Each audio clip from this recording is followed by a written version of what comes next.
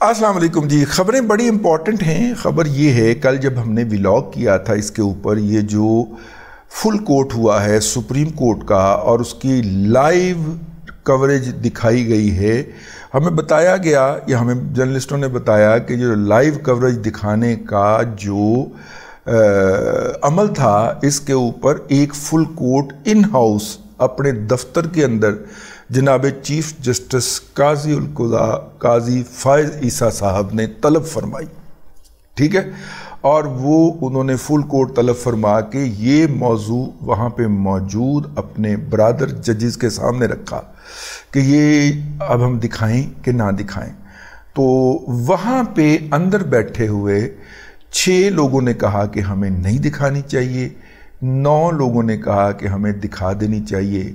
तो ये जो जनाब इजाज़ुल अहसन और जनाब मुनीब अख्तर और जनाब अपना की ना है मुशाहिद और की ना है यार मुज़ाहिर अली अकबर नकवी साहब को और इस नस्ल के दीगर अफराद को जो मुंह के ऊपर एक ख़ास किस्म की है बरस रही थी, उसकी बुनियादी वजह ये थी कि अंदर हार के आए सन। ये वाला ग्रुप अंदर हार गया था। उन्होंने कहा जी ठीक है, काउंटिंग कर लेने। 9 ने कहा कि जी दिखानी चाहिए, 6 ने कहा नहीं दिखानी चाहिए, 15 को जज सन तो मौसूफी ना हार गए। ठीक है, अगर 17 यानी कि फुल कैपेसिटी भी होती सुप्रीम कोर्ट की तो फिर भी इन्होंने 9-8 तो हार जाना सी। हारना फिर भी सी, हारना मुकद्दर था। तो वो अक्सरियत की बुनियाद पे फैसला हुआ और फिर वो लाइव हुआ और लाइव में फिर लोगों ने राफिया के हस्बैंड ख्वाजा अहमद तारक रहीम साहब की जो बोंगियाँ थी वो मुलाहिजा की और मेरे इंतहाई पुराने दोस्त जनाब इम्तियाज़ सिद्दीकी साहब की रेड बजते हुए देखी। अच्छा, मेरी बड़ी ख्वाहिश थी कि कल किसी तरह से इस फुल कोर्ट के सामने अली ज़फ़र साहब, yet another friend of mine, Ali Zafar साहब कहीं उस फुल कोर्ट के हत्थे चढ़ते।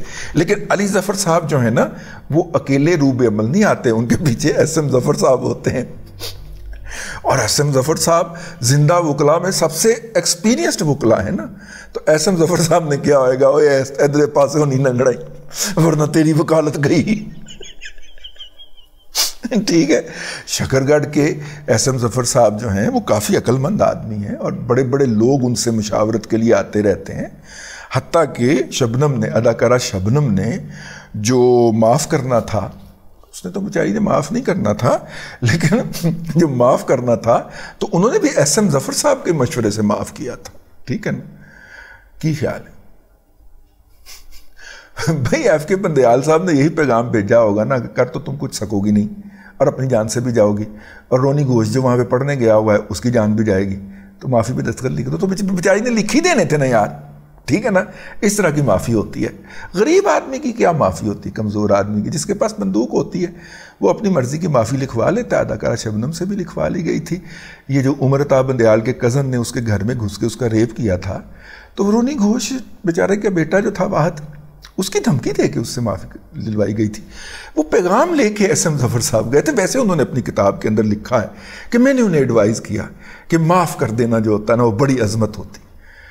ठीक है, अब ज़ाहिर है कि अगर वो दूसरी साइड पे कोई मुसलमान फरीक होता तो उसमें SM ज़फ़र साहब कोई अहादीस भी डाल देते, लेकिन वो उन्होंने नहीं डाली हुई। तो उन्होंने अपनी किताब के अंदर अपने इस कारनामे को बड़े सुनहरी हरूफ के अंदर लिखा है कि उन्होंने किस तरह अदाकारा शबनम को माफ़ करने के ऊपर कायल किया।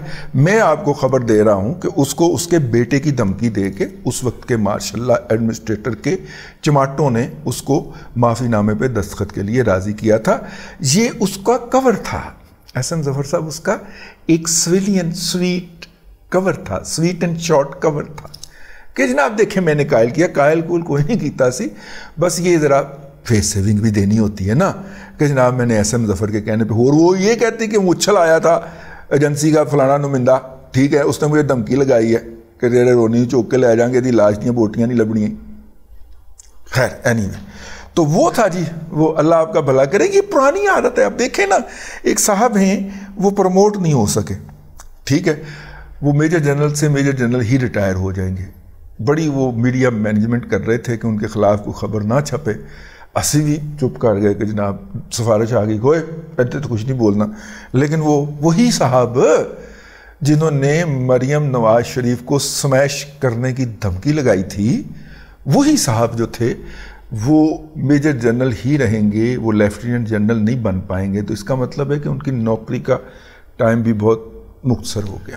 تو بس میں اتنا ہی کہنا ہے، سمیش کرنے والی دھمکی دینے والا جو ہے اس کو حافظ صاحب نے پروموٹ کرنے سے انکار کر دیا ہے.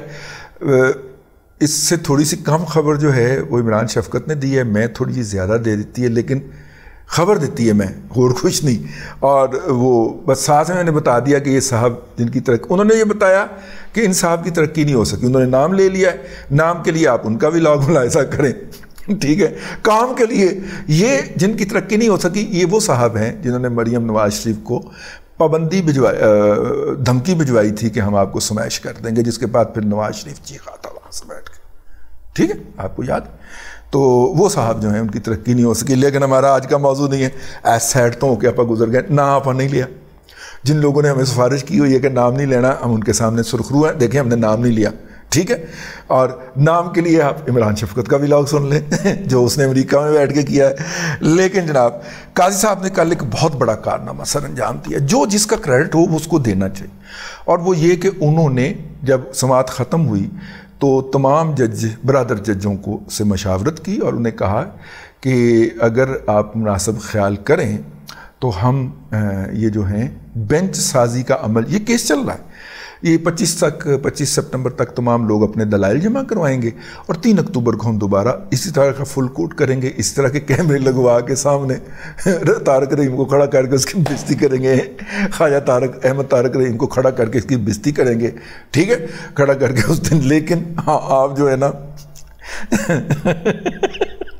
اس سے پہلے اگر ہم بینچ سازی کا عمل جو ہے اسے کمیٹی کے سپرد کر دیں، اور تو اجاز الحسن نہیں تو بہے گا نا، ٹھیک ہے. سردار طارق مسعود صاحب بھی اس میں بیٹھیں گے اور خاک صاحب بھی بیٹھیں گے، تو اس پہ نہ کر لیں. تو میجورٹی ججز نے وہاں پہ 5-10 کی اکثریت سے کہہ دیا کہ ہاں یہ کام کر لینا چاہیے. تو عملی طور پہ وہ جو پریکٹس اینڈ پروسیجر رول کی جو ترمیم تھی عملی طور پہ نافذ ہو گئی، ٹھیک ہے. یہ حافظ صاحب نے گوگلی پھینکی تھی وہ عملی طور پہ وہ نافذ ہو گئی جی. اور دوسری سائیڈ پہ انہوں نے 3 تاریخ کو اب کہا جا رہا ہے کہ صرف ٹھپا لگنا ہے، مور لگنی ہے کہ جناب یہی چلے گا.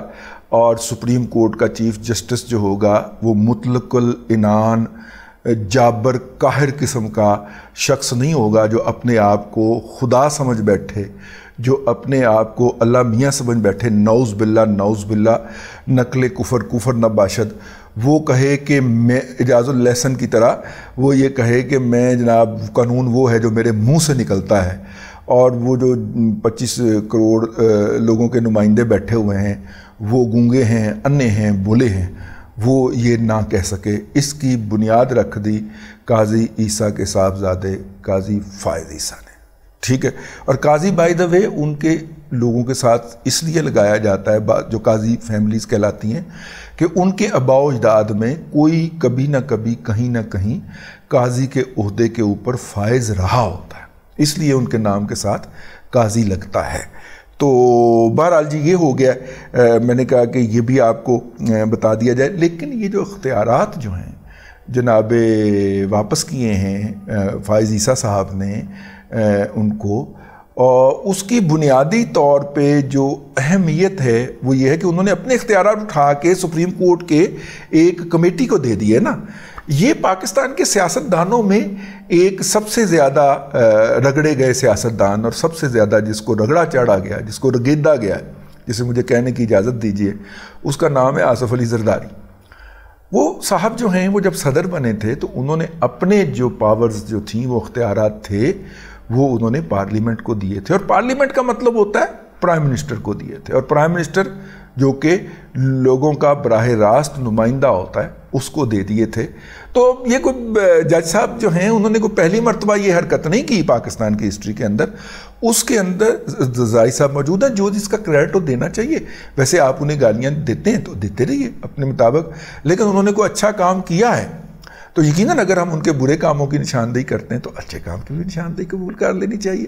چلیں اسی بہانے کوئی 4 دن وقفہ آ جائے گا، ورنہ تو جعل خاکسار کو اچھے الفاظ میں یاد نہیں کرتا. بہرحال جی اب تک کے لیے اتنا ہی. اگلے ولاگ کے اندر پھر حاضری ہوگی. اللہ تبارک و تعالیٰ آپ کو آسانیاں عطا کرے اور آسانیاں خلق خدا میں تقسیم کرنے کی توفیق عطا کرے.